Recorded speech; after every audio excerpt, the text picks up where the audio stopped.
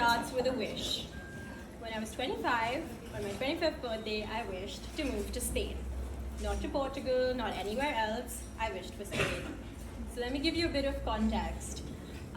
So I had been living in Los Angeles for like 4 or 5 years. I did my bachelor's there, and then the pandemic hit. So I had to move back to India, to New Delhi, where I'm originally from. And I was living with my family. And they're great people, but they're also very traditional. So there was like this cultural mismatch that was kind of happening for me at that point, because everyone wanted to just kind of follow the rules, do the things that were familiar already, move around in the same circles and such. And I had already had all of these amazing experiences living by myself, and now I had to kind of follow the rules again. So my parents and I used to have a lot of arguments, let's put that lightly, about how my life should look like, what my job should look like, my career and everything. And I was always a very free spirit kind of person. So it never made sense for me to get a 9 to 5 or, follow in the steps of what all the other kids were doing in my circle or my parents' circle at that point. So, on my 25th birthday, I was in a really nice bar, I had my party, and I wished on the candle on my cake that I want to move to Spain. I had no idea about where, I had no idea how, I didn't know the language, so I figured the first step would be learn the language, right? So, I started Spanish classes. I went to the institute there, and they were teaching me like all the, me, tú, usted, blah, blah, blah. I was, kind of getting the hang of it, doing the Duolingo stuff as well. But it wasn't really like sticking for me, I was like, it's not fun right now. So I was telling my best friend this, hey, like, I'm not really into this. It's just like a little meh. So she said, the best way to learn a language is to get a boyfriend who speaks that language. And I was like, great idea. But I'm in New Delhi, where not even everyone speaks English, for that matter. How am I supposed to find a Spanish boyfriend here? So I did something a little tricky, and I changed my location on Hinge to Spain, to Barcelona. Yes, I did that. And I started like connecting with people, and I honestly forgot that I did that, and I didn't even check the app. And on the 2nd of June, this guy sent me a text, Alejandro. And of course, right? And he said, hey, and he made, some cute comment about one of my photos. And I was like, hey, can we speak in Spanish now? I'm learning, like let's change the language. And we haven't spoken in Spanish even once, by the way. And I don't know, we just kept talking, we still kept texting and having conversations.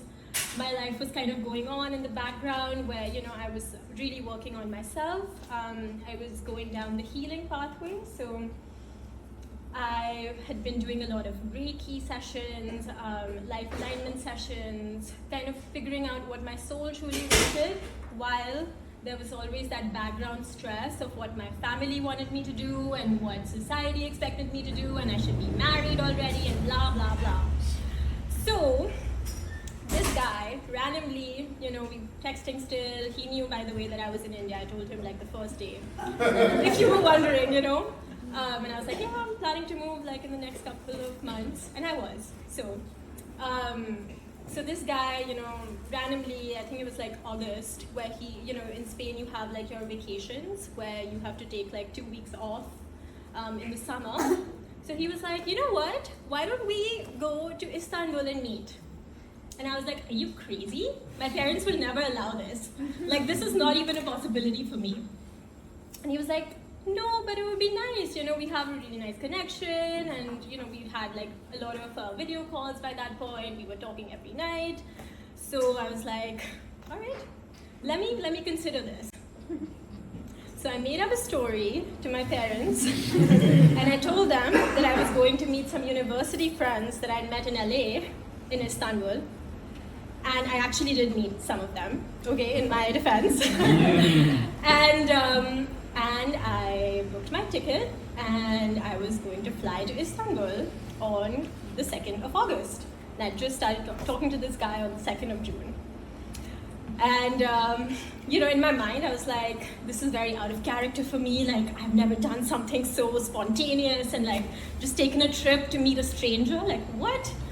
And he just kind of, kept saying all the right things, like making me feel safe, comfortable. Like, we booked an Airbnb with 2 rooms, so, we had our privacy and stuff. And then I finally went to Istanbul, and it was as if, like, it was like meeting my soulmate, in person. And and we just instantly like felt this like pull to each other. We felt like we'd known each other for like lifetimes. And all the conversations that we had, all the experiences that we co-created there, they felt destined almost, And yeah, it was just a 5-day trip. And I came back on the 7th of August, and I was like, oh shit, my entire life is gonna change now. Like, I have to do this. So I ended up telling my parents that, hey, I didn't actually go to meet my friends. I actually went to, meet this guy who I met online, my Indian parents, who usually, find like the partner by doing like arranged marriages, right? Like, like it's set in stone, like by the time you're 12, they know who you're gonna marry, in most families. And I was like, hey, this is the situation.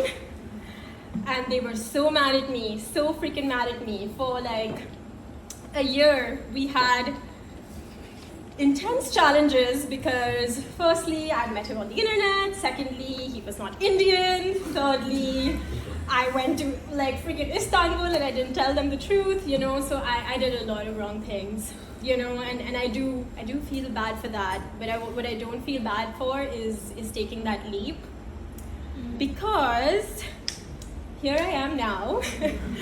And so I did end up moving finally to Barcelona because I had a couple of clients who already lived here. They're based here. And my parents finally kind of gave in because Alejandro came to meet them twice in India over the course of a year. And he kind of won them over by just being like super consistent and super honest. And I won them over by being super consistent and super honest. And yeah, this August, which almost a year after we met in Istanbul, we went to Italy, where he proposed to me.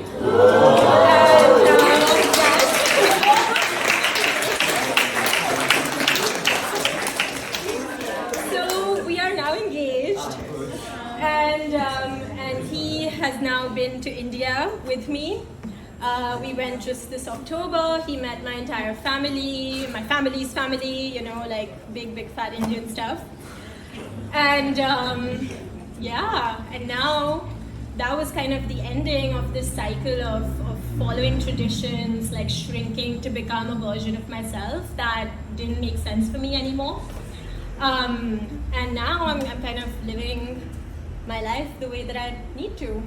So I'm building a business right now, and it's a community essentially called the Cosmic Touch, which is a space for heart-centered change makers, people who are following their passion, their purpose, whatever their soul is calling them to do, and we kind of support them to do the same, because I had a lot of support when I did that. And Ali and I are now planning a Spanish-Indian wedding. God knows where, India, Spain, who knows. And I don't know, this huge cycle that I've just ended has given way to a really beautiful new cycle, which I'm very, very excited to start. And yeah, some wishes do come true.